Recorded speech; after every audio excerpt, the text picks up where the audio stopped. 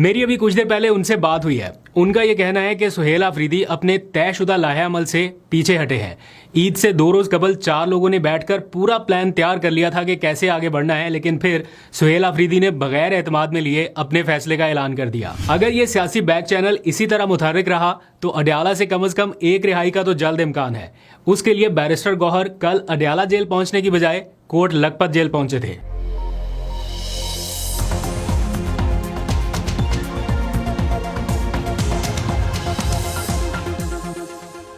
बिस्मिल्लाहिर्रहमानिर्रहीम, अस्सलाम वालेकुम। पाकिस्तान और दुनिया भर में देखने और सुनने वालों को अब्दुल कादिर का सलाम। पाकिस्तान में 17 अप्रैल की रात है। मुल्की और बैन अल-अक़वामी सूरत हाल से मुतालिक कुछ डेवलपमेंट्स हो रही हैं और तेजी से सूरत हाल तब्दील होती जा रही है।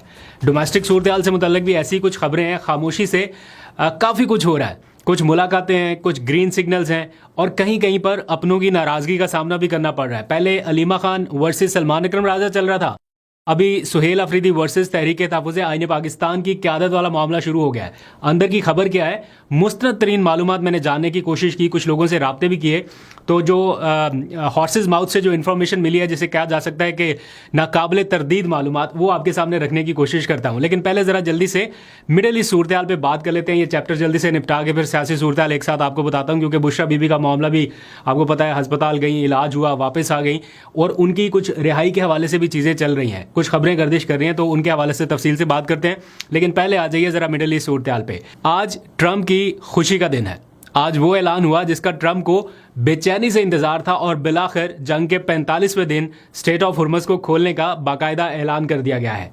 गुज़िश्ता रात ट्रंप ने ईरान की शर्त मानते हुए लेबनान में 10 रोज़ा सीज़ फायर का ऐलान किया और आज ईरान ने बदले में स्टेट ऑफ हुर्मुज़ खोलने का ऐलान कर दिया। यूं समझ लीजिए कि यह मामला एग्जैक्ट उसी पॉइंट पे आगे खड़ा हुआ जहां पर वो 10 रोज़ा सीज़ फायर का ऐलान किया था ना ट्रंप ने ईरान से, बिल्कुल वो जब शहबाज शरीफ ने ट्वीट किया और ट्रंप मान गए थे, तो एग्जैक्ट उसी डेट पे यानी 12 अप्रैल की डेट पे मामला आगे खड़ा हो गया। उस टाइम पे यही डिसाइड हुआ था कि लेबनान में सीज़ फायर होगा और बदले में ईरान स्टेट ऑफ हुर्मुज़ खोलेगा। लेकिन वो सीज़ फायर लेबनान में नहीं हुआ था, जिसकी वजह से कुछ कॉम्प्लिकेशंस बढ़ी और फिर मुज़ाकरात भी कामयाब नहीं हो सके थे और अब जाके काफ़ी चीज़ें स्मूथ हो रही हैं। लेबनान में सीज़ फायर हो गया और ईरान ने स्टेट ऑफ हुर्मुज़ खोलने का ऐलान कर दिया।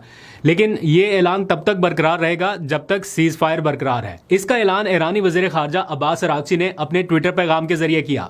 उन्होंने लिखा कि लेबनान में जंगबंदी के तनाजुर में आबना हुर्मुज़ से तमाम तिजारती जहाज़ों की आमदोरफ्त को जंगबंदी की बाकी मुद्दत के लिए मुकम्मल तौर पर खुला करार दे दिया गया है, बशर्ते कि वो उन तयशुदा रास्तों पर सफ़र करें जो ईरान की पोर्ट्स एंड मैरीटाइम ऑर्गेनाइजेशन की जानिब से पहले ही जारी किए जा चुके हैं। यानी स्टेट ऑफ हुर्मुज़ खुली होगी, लेकिन जो ईरानी कंडीशंस हैं उनके ऊपर अमल करना होगा।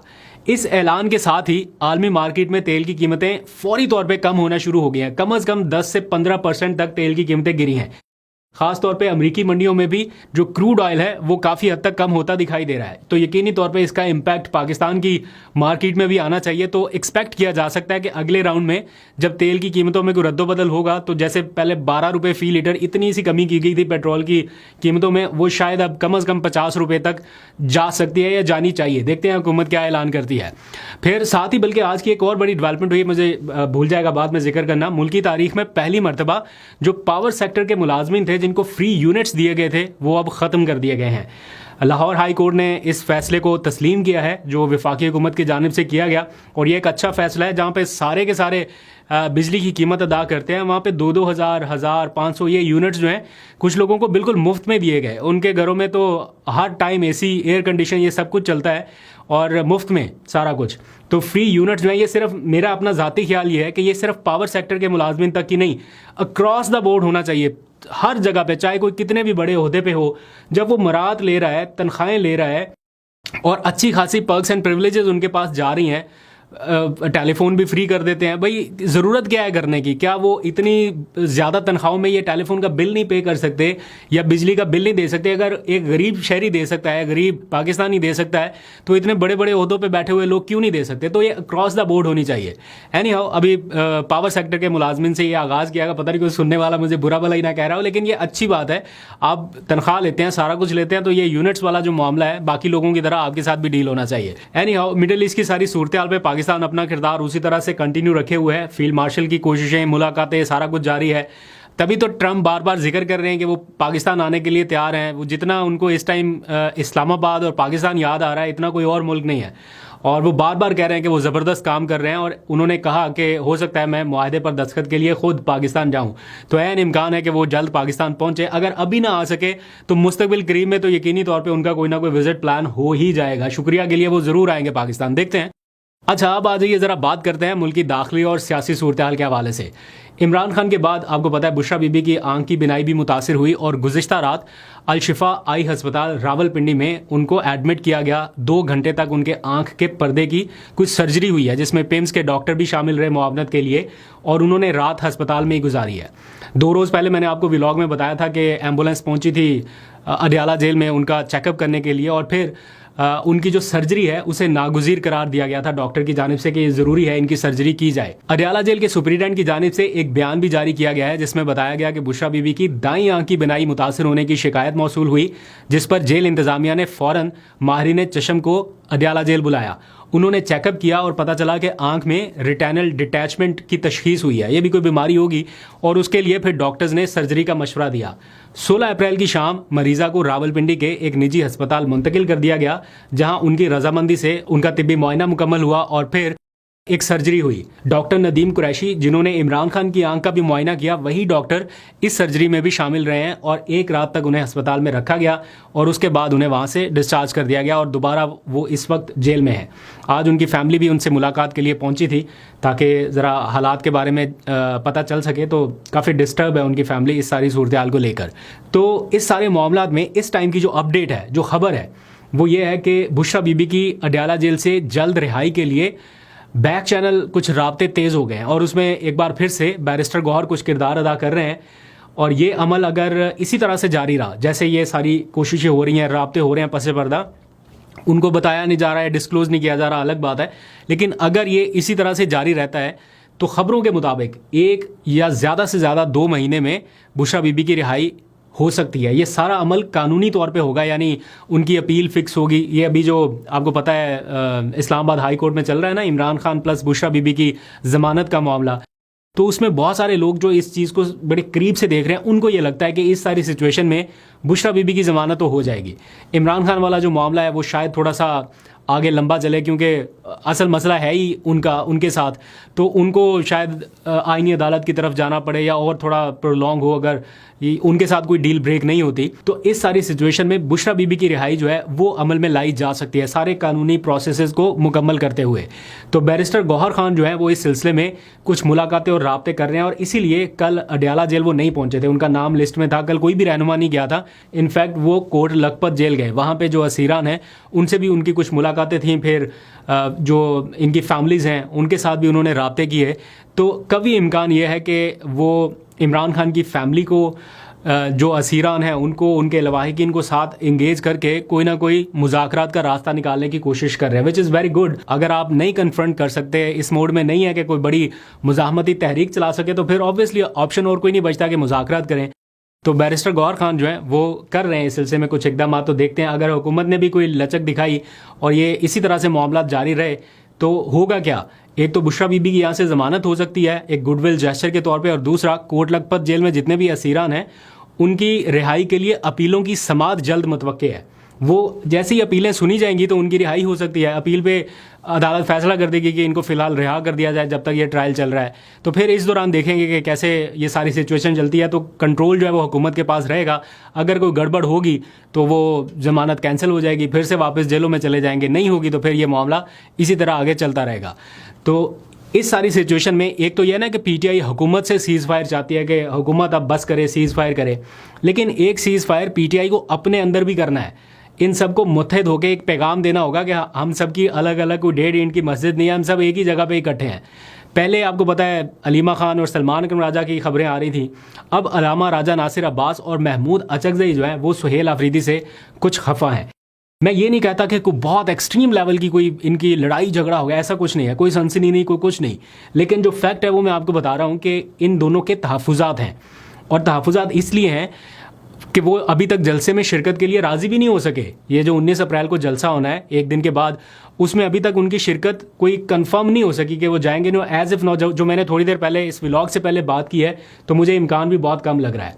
हुआ ये है कि जिनसे मैंने बात किया वो बड़े, उनके पास पूरी नॉलेज है, पूरा बैकग्राउंड भी है और पूरी तफसील भी है, लेकिन जारी बात है नाम तो उनका नहीं बता सकता यहाँ पे, लेकिन उन्होंने इसकी पूरी तफसील बताई। वो कहते हैं कि इस जलसे के ऐलान से पहले उन्होंने मुशावरत तक नहीं की, ना महमूद अचकज़ई से, ना अल्लामा राजा नासिर अब्बास से, और यकतरफा फैसलों का ऐलान कर दिया गया, जिस पर महमूद अचकज़ई साहब को कुछ तहफ़्फ़ुज़ात हैं। महमूद अचकज़ई के करीबी साथी ने मुझे बताया कि पहले यकतरफा तौर पर जलसे का ऐलान किया गया और बाद में शिरकत के लिए पैगाम भेज दिया गया कि आप इसमें शिरकत करें, जबकि ईद से 2 रोज़ पहले सुहेल अफरीदी के साथ सारे मामलात तय हो चुके थे। 4 लोगों की मौजूदगी में सारे मामला तय हुए कि कैसे आगे चलना है, क्या क्या करना है, कौन सी जिम्मेदारियां आपके सपुर्द होंगी, कौन सी चीज़ें हमने करनी है। ये तय हो गया था ईद से 2 रोज़ पहले होने वाली मुलाकात में।